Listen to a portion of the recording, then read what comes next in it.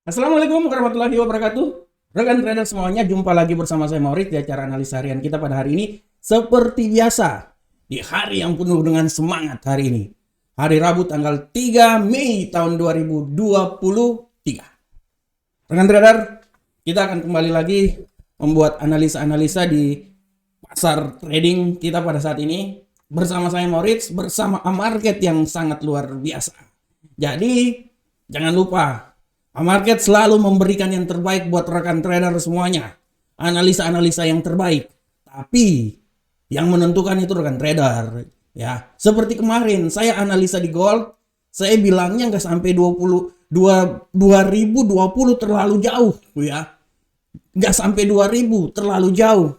Rupanya, waduh, berita JOLTS habis, gold terbang.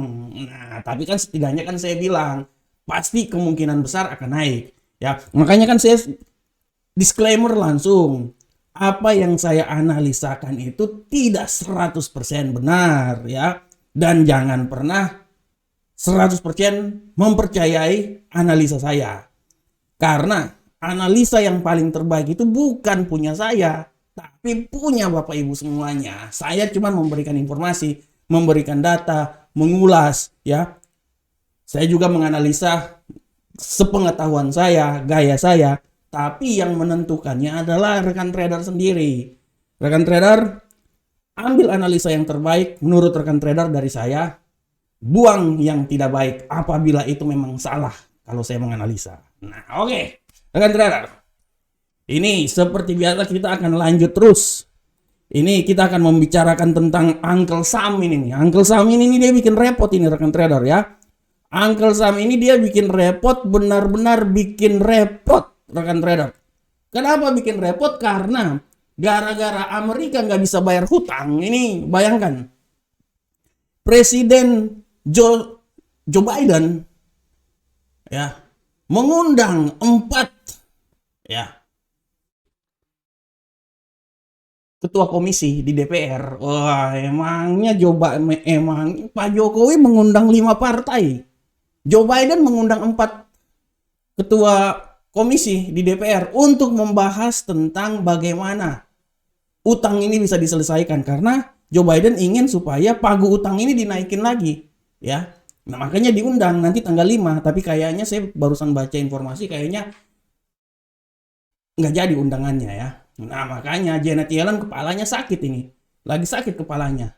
Nah, kan beda kan? Kalau Pak Jokowi mengundang 5 ketua partai untuk membicarakan masalah pemilihan umum ke depan, ya. Tapi kalau Joe Biden sekarang pusing dia. Dia mengundang ketua-ketua komisi di DPR untuk bagaimana hutang kita ini bisa diatasi. Ya, nanti kalau nggak ada apa-apa telepon saya aja, saya bayar itu hutangnya. Ketawa dulu kita. Rekan-rekan, jadi gini. Ini permasalahan hutang ini luar biasa nih. Batas tanggalnya itu tanggal 1 Juni. Kalau sumpahnya sampai tanggal 1 Juni itu dia tidak bisa diselesaikan secara damai, ya. Kalau kata orang Papua, kalau tidak bisa selesaikan secara damai, kita duduk adat aja. Ya, kita duduk adat menyelesaikan masalah utang ini. Gara-gara utang ini akhirnya rekan trader harga minyak anjlok. Nih.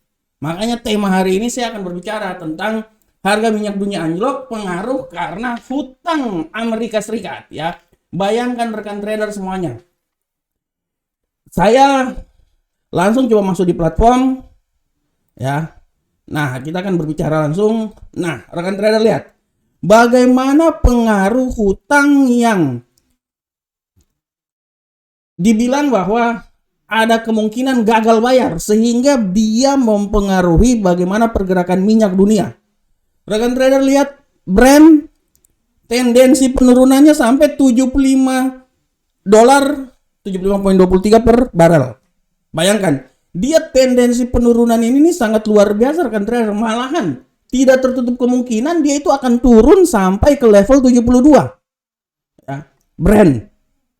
WTI juga turun juga rekan trader. Dia turun juga, tidak tertutup kemungkinan bisa sampai di level paling terendah itu malahan di sekitaran 6 ya. Sorry, mata saya sedikit jelek.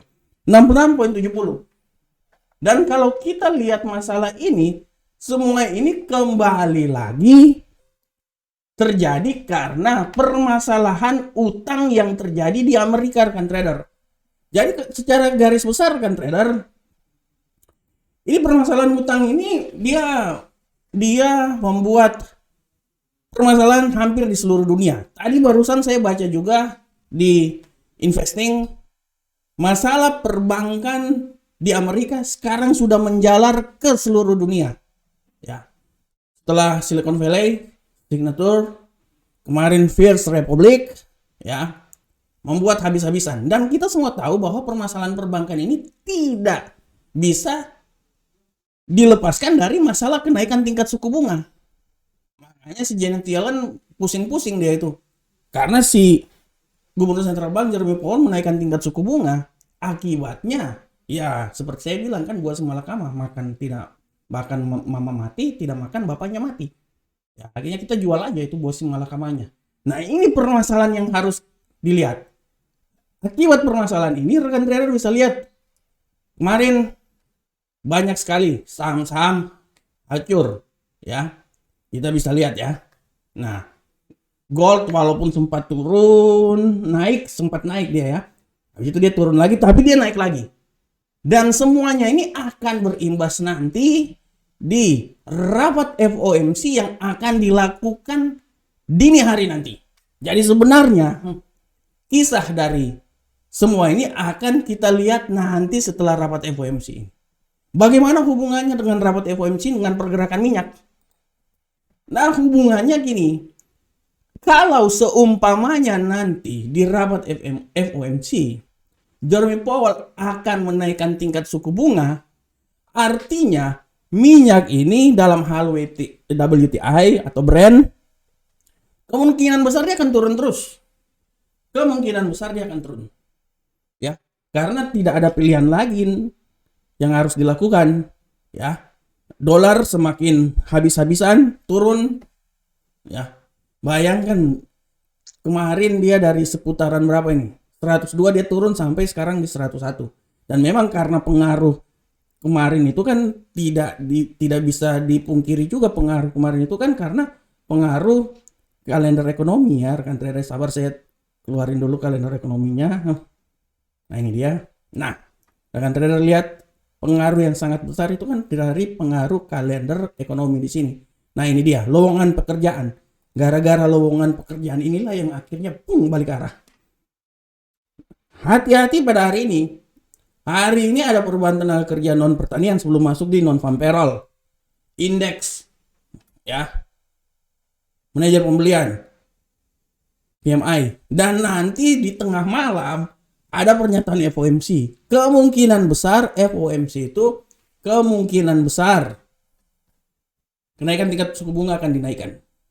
Artinya tidak tertutup kemungkinan minyak ini akan semakin merosot, ditambah lagi masalah hutang Amerika. Oleh karena itu, rekan trader, kalau secara garis besar saya bisa bilang bahwa keadaan ekonomi dunia lagi pada lemah letih lesu, terutama di Amerika. Tapi menurut data yang dikeluarkan oleh IMF, ya, hari ini saya baca IMF mengeluarkan data dan memberikan statement bahwa Amerika boleh masalah, tapi sekarang dua kekuatan dunia ekonomi mulai bangkit, China, India. Makanya China, India mereka bikin suatu koloni Brexit ya, dan kemungkinan besar kalau Indonesia masuk ke sana habislah Amerika. Oleh karena itu, untuk menandingi untuk menandingi kekuatan Amerika, mereka bikin suatu komando ya, satu persekutuan. Nah, apakah dengan permasalahan dolar Amerika tidak bisa bayar hutang ini merupakan awal dari kejatuhan ekonomi Amerika dan munculnya sesuatu yang baru, kekuatan ekonomi yang baru? Ya, kalau dalam kitab-kitab suci sih dibilang sih naga yang baru muncul. Nah, ini dia, yaitu pewahyuan lagi. Pewahyuan. Apakah akan muncul sebuah naga yang baru, kekuatan ekonomi yang baru, muncul dari timur, dari Asia? Nah, ini dia. Kalau masalah gini, biar waktu yang menentukan, ya. Karena saya selalu bilang bahwa Eropa masa lalu, Amerika masa sekarang, Asia masa depan. Itu. Dan inilah kesempatan kita untuk bisa melangkah lebih maju lagi. Oleh karena itu saya tetap yakin 2045 adalah tahun kebangkitan Indonesia. Oleh karena itu kita persiapkan dari sekarang, kita terus ya membangun kita punya negeri supaya Indonesia lebih maju lagi. Tapi jangan lupa rekan trader, pantau terus berita-berita ekonomi, analisa-analisa terus, setiap pergerakan informasi harus kita lihat karena beberapa minggu ini akan terjadi banyak terjadi informasi sehingga mempengaruhi perekonomian dunia. Dan puncaknya nanti di FOMC nanti malam dan ditutupi nanti di non farm payroll pada hari Jumat nanti. Oke rekan trader, waduh sampai saya batuk sekali nih. Kita udah selesai, kita lanjut aja di analisa teknikal. Ya seperti biasa kita masuk dari indeks dolar Amerika. Bagaimanakah indeks dolar Amerika pada hari ini? Rekan trader semuanya, untuk indeks dolar Amerika, rekan trader bisa lihat dengan jelas ini bahwa indeks dolar Amerika hari ini memiliki tendensi yang bearish, ya. Kita bisa lihat kekuatan bearishnya udah sangat jauh banget ya. Dan kita bisa lihat di sini bahwa tidak tertutup kemungkinan bearish ini masih bisa turun lagi sampai menyentuh level paling terendah di seputaran 101.273. Dan apabila terjadi pembalikan arah, saya bisa bilang bahwa kemungkinan besar dia akan coba balik lagi di seputaran 101.632. Oleh karena itu rekan trader harap diperhatikan. Disinilah pergerakannya. Ini saya ganti warna ini aja deh. Ya warna kuning aja deh. Warna kuning aja supaya lebih nyaman. Oke. Nah, disinilah ini dolar Amerika dari 101.273 sampai 101.632. Bagaimanakah Euro USD rekan trader? Sekarang kita coba masuk ke Euro USD. Pergerakan Euro USD hari ini adalah sebagai berikut. Sabar rekan trader. Euro USD mengalami tendensi yang sangat luar biasa dan kalau kita lihat di sini bagaimana Euro USD mengalami penguatan yang dahsyat. Ini hati-hati penguatan dahsyat, nanti ntar malam bisa balik arah ini, ya. Penguatan yang dahsyat ini kita lihat dia telah kembali lagi ke level 1.10384.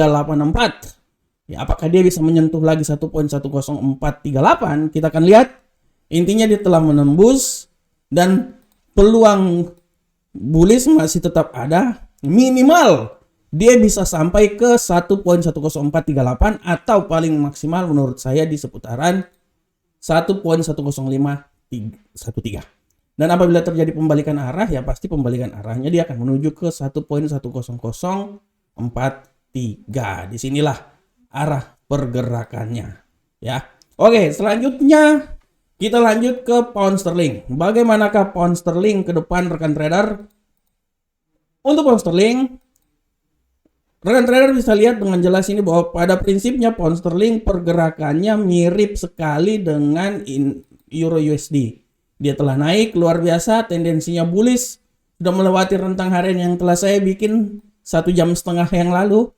Dia telah melewati level paling tertinggi di sini. Apakah dia masih bisa lanjut lagi? Kalau menurut saya, dia masih bisa lanjut dengan kemampuan maksimalnya itu sampai di seputaran sini rekan trader. Saya bisa bilang bahwa 1.25311 masih bisa dicapai. Dan hati-hati kalau pembalikan arah dia akan mencoba balik kembali lagi di seputaran 1.24862. Bisa sih sebenarnya, tapi nanti setelah non farm payroll nanti dini hari nanti. Oleh karena itu pergerakannya dari 1.24862 sampai 1.25311. Selanjutnya bagaimanakah gold rekan trader?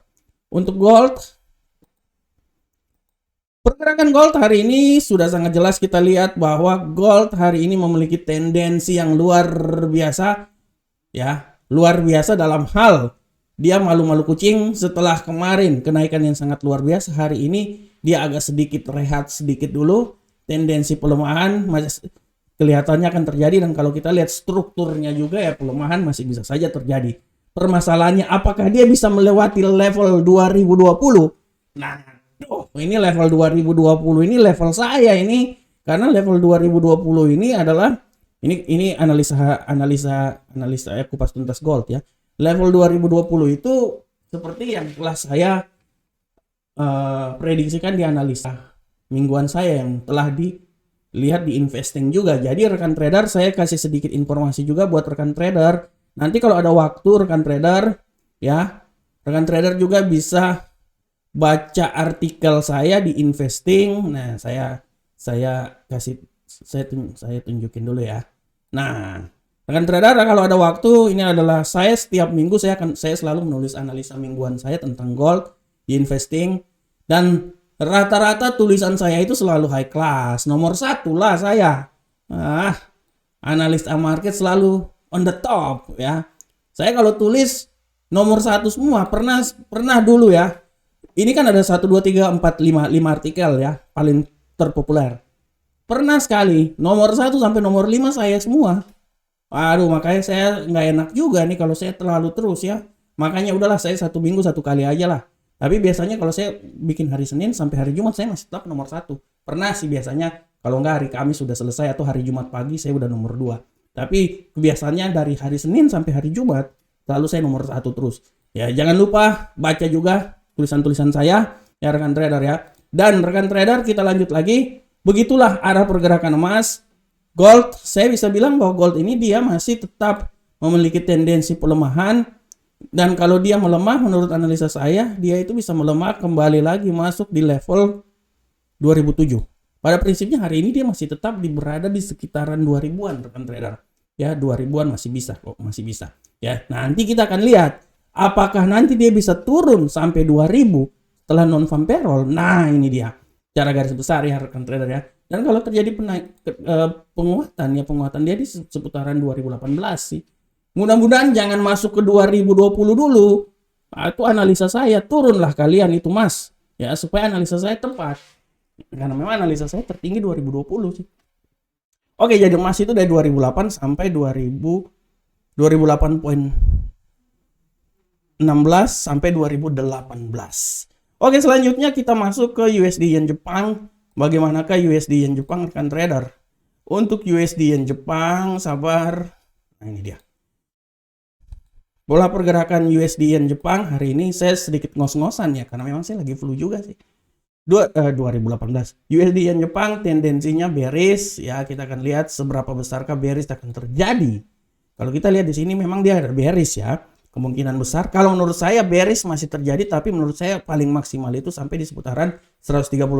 Tapi setelah ini dia balik arah rekan trader, dan saya bisa bilang hati-hati.